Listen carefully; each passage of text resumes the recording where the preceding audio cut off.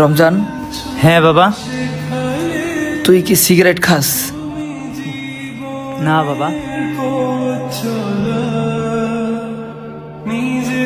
সত্যি করে বল।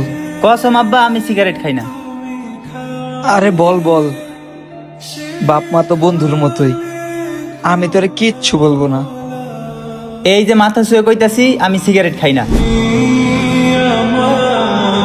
বুঝছো মিম, আমাদের ছেলে আমাদের বন্ধু মনে করে না।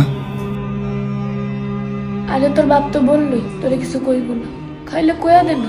বাবা এত করে আমার লগে বন্ধুত্ব করতে চাইতেছে, যা সত্যিটা বললেই দিই, না বললে পরে আবার বাবা কষ্ট পাইব। পাপা আমি মাঝে মাঝে সিগারেট একটু একটু খাই। এটাই শুনতে চাইছিলাম। ও আ